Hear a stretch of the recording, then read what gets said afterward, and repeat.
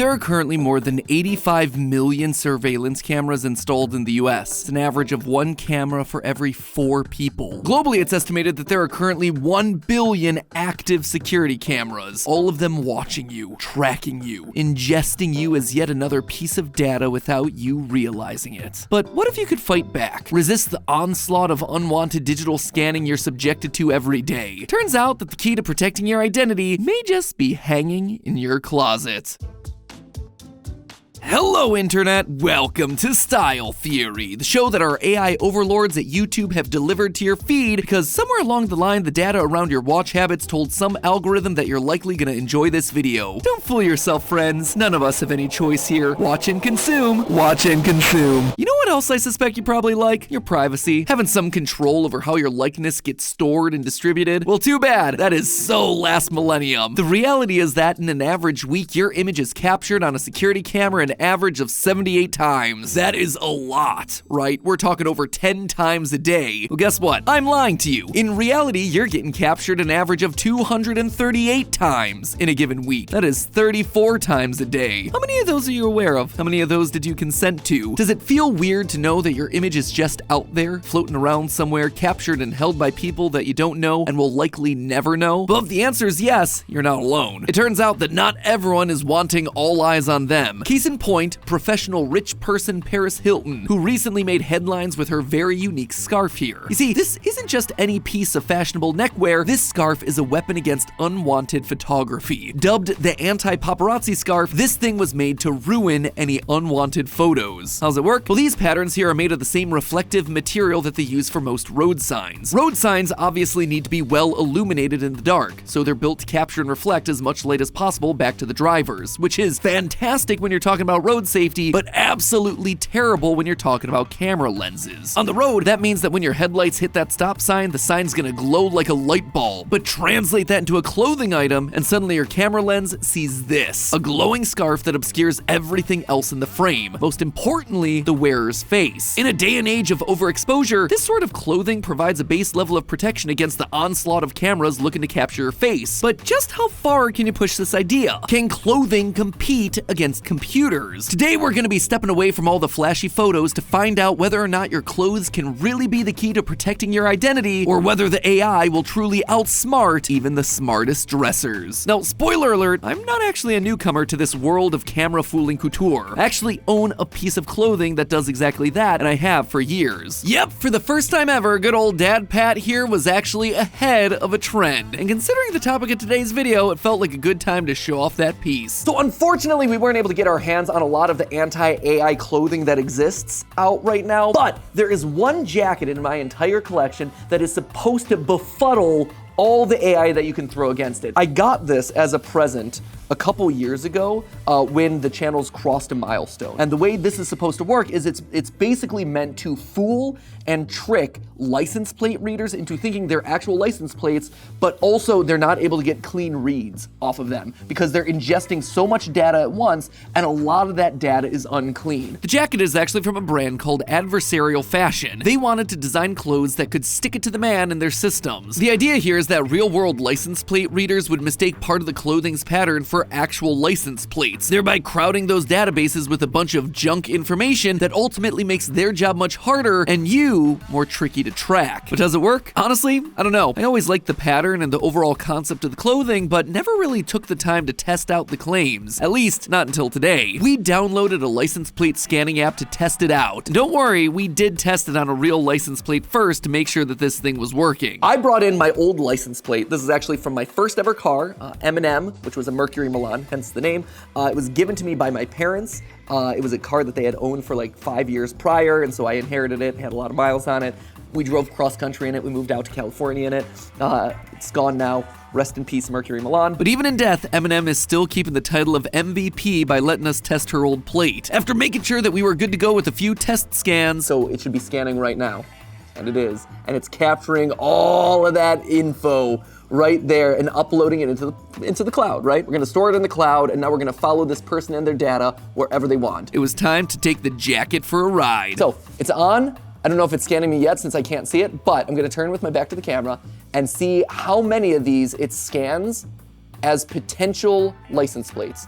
and how clean the data is, and are we confusing it? Immediately, the scanner started picking up fake plates. I mean, just look at the number go. It's crazy. I honestly didn't expect it to get that many that quickly, but I also had a few other things that I wanted to test. I'm curious how that's gonna play out with an actual license plate. So I have this, but I also have this. And as I stood there staring at the wall, the app kept scanning and scanning and scanning. It couldn't distinguish between the real authentic license plate and the print on my jacket. Even turning the plate upside down didn't matter. The scanner could read them all right side up, upside down, and sideways. What this tells me is that yes, the jacket actually works. It can indeed trick scanners into thinking that this print is just as legitimate as the real thing. But boy, do these security scanning cameras work fast. In seconds, the app had collected a ton of data. Sure, a bunch of it was junk data due to my jacket, but some of it was the actual plate. And while that's certainly cool and all, what good is that going to be really doing us for the long term? Well, cities and other government agencies use license plates to track people's whereabouts. Wherever you are in town, whether it be running errands or committing a felony to rob a bank, your license plate is being read by hundreds of cameras the entire time. Take the George Washington Bridge in New York City, busiest bridge in the world, with 250,000 cars passing over it every day. The traffic on the George Washington is already bad enough. Now imagine trying to collect tolls from every single vehicle that passes over it. The city would grind to a halt. So instead they use cameras. By taking pictures of every car's license plate that passes over, you can track every motorist who passes over the George Washington and bill them later. How? Well, every state maintains a database of all registered vehicles and who they belong to. Their names, birth dates, social security numbers, and sure, your address. And this is where my jacket's supposed to come in. My jacket is supposed to act as the spam mail of all this, crowding up the data set with so much junk that you just can't find the real information. And sure, it worked pretty well in our small scale test, but whether or not this is going to be working on a large scale is still up in the air. My guess, probably not that effective. You see, many of these surveillance systems have started to incorporate AI into how they do things, and AI can process lots of information real fast. For instance, one company recently featured on NPR Morning Edition was able to train the AI to identify a single yellow van from a high definition aerial view of Milwaukee. In a matter of seconds, it was also able to locate every other yellow van visible across the entirety of the city. So my jacket's junk data? Yeah, it's adding extra information to the system, but not so much that it's actively slowing the process down. Then again, maybe it doesn't have to. You see, that yellow van example is really just a stand-in for your face. AI surveillance isn't just collecting pretty pictures of license plates and jaundiced vehicles, they also have data on your likeness from every possible angle. And when you're getting photographed 34 times a day without even thinking about it, suddenly you can see how quickly any company can track your whereabouts. So really, what we need here isn't a bunch of junk data. What we need is a more versatile version of Paris Hilton's scarf. Something that can blur our image or confuse camera lenses at any hour of the day, flash or no flash. And that is absolutely something that exists, which I'm going to tell you about after I tell you about another way to protect yourself, our sponsor for today's episode, Incogni. When you're browsing online, whether it's shopping for new clothes or just checking out the latest updates from your favorite creators, your data, it's at risk. Even sites that you trust to keep your data safe can be hacked. Just this year alone, Twitter,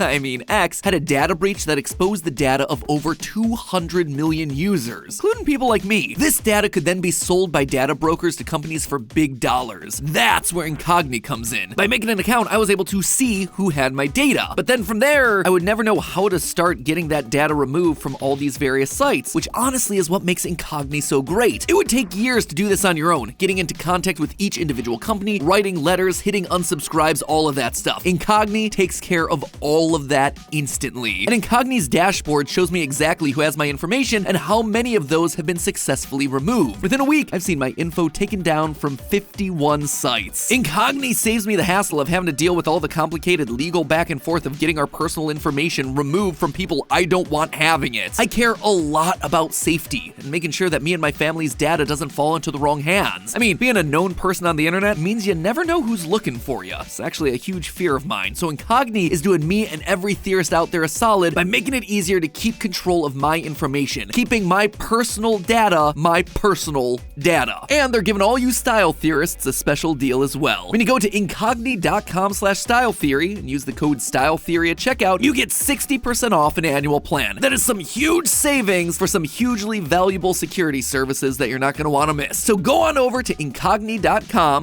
incogni.com, incogni.com/styletheory, or just click the link in the top line of the description and use the code STYLETHEORY, STYLETHEORY, to take control of your information today for an absolutely incredible price. Thanks again to Incogni for sponsoring this part of the episode, and now let's continue talking about how we can use our clothing to take down the AI overlords. So let's rewind a minute here. AI integrated facial recognition surveillance cameras. Sounds a lot more like 1984 than 2023. Those surveillance cameras don't actually exist yet, right? Well, the short answer is yes, they absolutely do exist. But just like your eyes can be tricked, AI may have a similar weakness. Enter AntiAI Clothing. Take a look at this. No, this is not one of those magic eye pictures from the late 90s. Or actually, that is kind of exactly what it is. You see, AntiAI Clothing was created by a new startup, Capable. And the secret of how it works actually lies in those unique, colorful patterns. This is the first fashion collection that can protect the wearer's biometric data. Capable took a deep look at how facial recognition cameras operate and designed a series of patterns that would specifically trick the AI into thinking that you are not a person. According to the brand, by wearing one of their sweaters or pants, any camera trained to find faces in a crowd would instead think that the strange patterns on your shirt were some sort of weird dog, or giraffe, or zebra, distracted away from your face so you stay anonymous. How's that work? Well, the cameras need to separate the people from everything else in the frame. Capable's design makes that process a lot harder. By analyzing how the AI distinguishes between different objects, Capable designed a fabric that was perfectly crafted to trick the AI into thinking the shirt was the thing it needed to be looking at instead of your face. This garment is protecting the wearer at 360 degrees. The person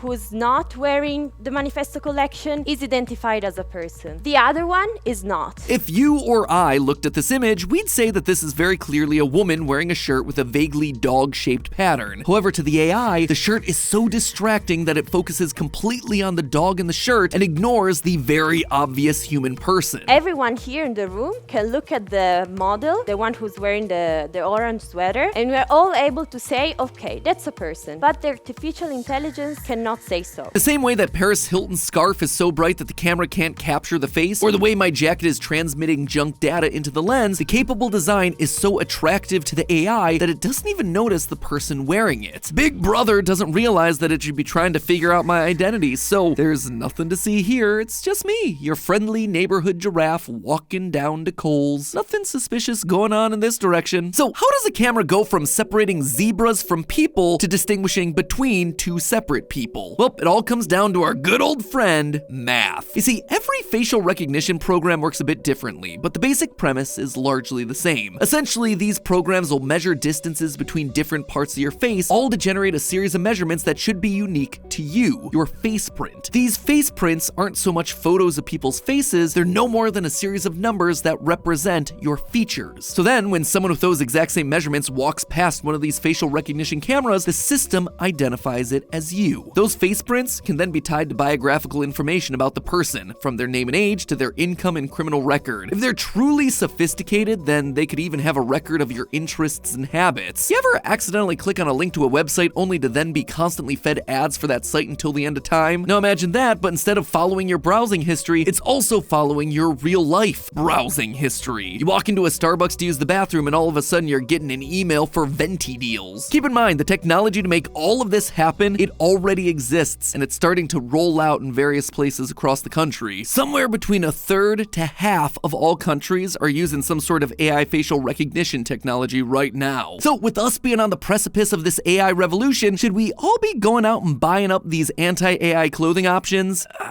No. You see, it's that time of the episode where Matpat unravels your dreams of futuristic fashion once again. For starters, good luck buying a whole wardrobe of wearable anti-AI clothing, considering what they're going for right now. Each piece of Capable's catalog is gonna set you back somewhere between $400 to $700, and sure, you might not be recognized by AI cameras, but you will be known by everyone around you as the guy who wears the same creepy nightmare dog sweater every day. Probably also doesn't help your case that you're always mumbling about the AI watching you all the time. That may feel like some main character energy, but as the kids say, that ain't it. But here's the real takeaway from all this. Even if you shell out some serious cash and deck out your entire wardrobe in these anti-AI patterns, it doesn't mean that it's gonna work 100% of the time. Capable even admits that its garments only correctly obscure the wearer around 60 to 90% of the time. Now, if you're thinking to yourself, those sound like pretty good odds, remember that being able to be detected for even 1 second is enough to collect your data, which completely defeats the purpose of wearing these outfits for anything other than cool techie fashion. That 10 to 40% failure rate might look good on paper, but remember how many images of license plates got taken on my jacket. In seconds, the lens had tried to capture me dozens of times, and more attempts made more frequently means that the AI is eventually gonna beat the probability. And while I'm sure that Capable will say that they're working every day to improve those odds, you know what else is improving? AI. AI can work faster at certain tasks than humans ever could. What might take months of designing and testing new clothing patterns could all be undone in seconds by these AI programs being trained to see through it all. That's not even considering what's probably the biggest flaw in Capable's design, the kind of flaw that renders the entire garment pretty much useless, and that's the AI itself. As I mentioned earlier, every AI algorithm measures faces in a slightly different way. The end result winds up being the same, a unique string of numbers representing each person, but what each AI chooses to measure on our faces is what separates one from the other. Capable has trained their designs on a program called YOLO.